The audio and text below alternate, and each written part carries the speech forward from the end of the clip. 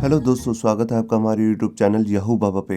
ये हमारा JavaScript course से रिलेटेड 17 ट्यूटोरियल है और इस कोर्स में आप स्विच स्टेटमेंट सीखने वाले हैं। जो ये स्विच स्टेटमेंट होती है बिल्कुल इफ एल्स इफ स्टेटमेंट की तरह ही काम करती है। तो ये देखते हैं इसे लिखने का तरीका क्या है। यहाँ पर देखिए, हम जावास्क्रिप्ट में यहाँ पर स्विच लिखेंगे और यहाँ पर करली ब्रेसेस के अंदर कोई एक्सप्रेशन पास करेंगे या वो कोई वैल्यू हो सकती है यहाँ पर। उसके बाद उसी वैल्यू को हम यहाँ पर कंडीशंस में चेक करते हैं। उससे पहले हमारे को यहाँ पर लिखना पड़ता है केस, ये लिखना जरूरी है। उसके बाद यहाँ पर हम कंडीशन बनाएंगे। कंडीशन कोई भी कंपैरिजन ऑपरेटर के साथ आप कंडीशन बना सकते हैं। इसमें आप लॉजिकल एंड और लॉजिकल और ऑपरेटर भी यूज कर सकते हैं। उसके बाद अगर कंडीशन ट्रू हो जाती है तो स्टेटमेंट रन हो जाएगी। अगर ये कंडीशन फॉल्स हो जाती है तो नेक्स्ट कंडीशन चेक करेगा। उसके बाद थर्ड, जितनी भी आपने कंडीशन बनाई होंगी उन सबको चेक करना शुरू कर देगा। जहां पर भी कंडीशन ट्रू हो जाती है वो स्टेटमेंट प्रिंट हो जाएगी और उसके बाद हमने यहाँ पर यूज करेंगे ब्रेक। ब्रेक का मतलब है यहाँ पर कि अगली कंडीशंस को चेक ना करे। और लास्ट में हम यहाँ पर यूज करते हैं डिफॉल्ट। डिफॉल्ट मतलब जैसे हम इफ एल्स इस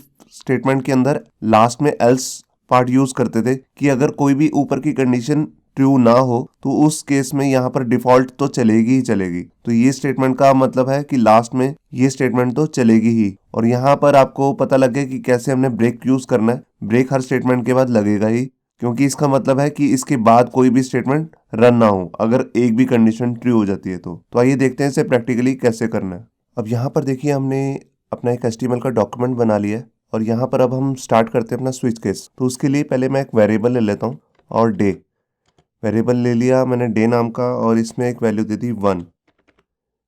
यहाँ पर हम एक केस बनाना चाह रहे हैं स्विच केस, कि हमें जब भी डे पता लगे कि कौन सा दिन है हफ्ते का तो वो प्रिंट कर दे कि कौन सा दिन है। यहाँ पर हम करने लगे हैं कि जैसे मैं डे को बताऊंगा कि हफ्ते का कौन सा दिन है तो वो प्रिंट कर दे। जैसे पहला दिन है तो वो प्रिंट कर दे टुडे इज मंडे। तो इस तरह का हम केस बनाने लगे हैं। तो उसके लिए पहले मैं यहाँ पर एक स्विच केस ले लेता हूँ और ये देखिए स्विच केस आ गया मेरे पास। यहाँ पर मैं एक्सप्रेशन की जगह पे डे पास कर देता हूँ और यहाँ केस लिखूंगा सबसे पहले मैं, और उसमें पास कर दिया जैसे मैंने 1। अब इसके बाद एक ब्रेक लगी हुई है और यहाँ पर मैं इस तरह 7 दिन के लिए बना लूंगा। तो सबसे पहले मैं यहाँ पर 1 नहीं लिखता, 0 लिख लेता हूँ और उसके बाद यहाँ पर ये 1 के लिए हो गया, ये 2 के लिए, ये 3 के लिए, 4 5 6 7। मैं इनको जरा ठीक कर लेता हूँ। ये देखिए यहाँ पर ये केस तैयार हो गया। अब मैं इसके बाद सबसे पहला 1, फिर 2, यहाँ पे 3 पास कर दिए, यहाँ पे 4 और यहाँ पे 5 6 और लास्ट में 7।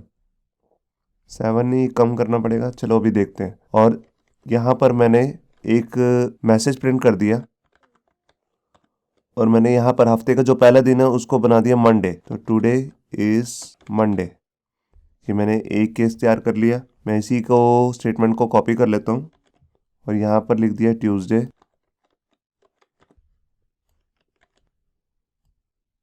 यहाँ पे वेडनेसडे। इस तरह मैं हफ्ते के सारे दिन यहाँ पर प्रिंट कर दूंगा।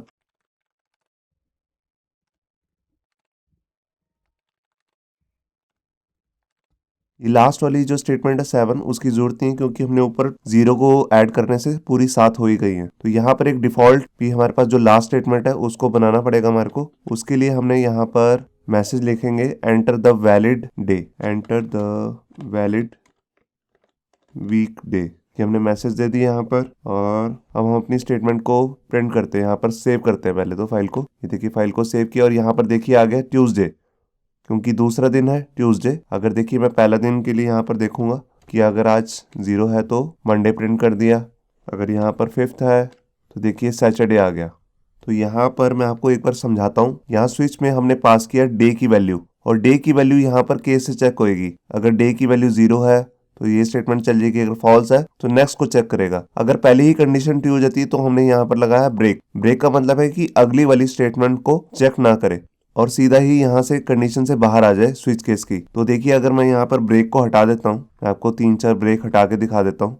ये देखिए मैंने यहाँ पर 3-4 केसेस के ब्रेक हटा दिए। अब मैंने यहाँ पर डाला जैसे 0। मैंने फाइल को सेव किया। ये देखिए इसने आगे के सारे दिन प्रिंट कर दिए क्योंकि सब कंडीशनों में गया और सबको प्रिंट करता चला गया। यही होता है ब्रेक का यूज। अगर आप ब्रेक नहीं लगाएंगे तो ये अगली सारी स्टेटमेंट को प्रिंट कर देगा। अब अगर मैं आपको बताता हूँ इस एग्जाम्पल को अगर आप छोड़िए और अगर आपका कुछ ऐसी वैल्यू है कि मतलब कि 3-4 केसेस की सेम ही वैल्यू प्रिंट करनी है, तो उस केस में आप क्या करेंगे यहाँ पे, जैसे देखिए आपने केस 0, 1, 2 की सेम वैल्यू रखनी है, तो यहाँ पर आप केस कॉपी करके यहाँ पर स्पेस देके यहाँ दे देंगे और केस 2 को भी आपने कॉपी करके यहाँ पे दे दिया। यहाँ पर 2, 1 और 2 की वैल्यू को हम डिलीट कर देते हैं। ये देखिए मैंने फाइल को सेव किया, अगर देखिए मंडे आ रहा है, अगर मैं यहाँ पर 1 करूँगा तो भी मंडे आ रहा है, और अगर 2 किया तो देखिए तब भी मंडे ही आ रहा है। जैसे ही मैं इसको 3 या 4 करूँगा, ये देखिए मैंने 5 किया तो यहाँ पे आ गया सैटरडे। तो इस तरह हम मल्टीपल केसेस को एक ही लाइन में भी यहाँ पर चेक कर सकते हैं, और उसकी अगर हमने एक ही स्टेटमेंट या मल्टीपल स्टेटमेंट यहाँ पर प्रिंट करानी है तो वो भी हम कर सकते हैं।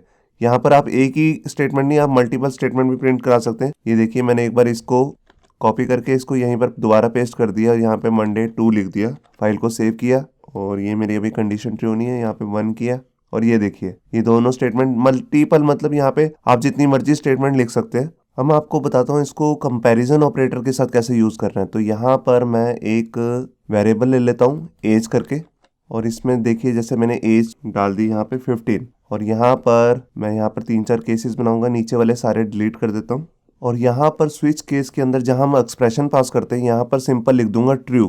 ट्रू का यहाँ पे मतलब है कि ये स्विच केस चले ही चले, यहाँ से कुछ वैल्यू नहीं पास होगी, ये जैसे स्विच आएगा तो ऑन हो जाएगा, और उसके बाद यहाँ पर हम अपनी कंपैरिजन ऑपरेटर से वैल्यू चेक करेंगे। तो यहाँ पर देखिए मैंने यहाँ पर इसके अंदर पास कर दिया, अगर एज जो है वो 15 ग्रेटर देन इक्वल टू 15, मतलब कि 15 के बराबर या 15 से ज़्यादा है, और एंड के साथ मैंने यहाँ लगा दिया एज इक्वल टू 20।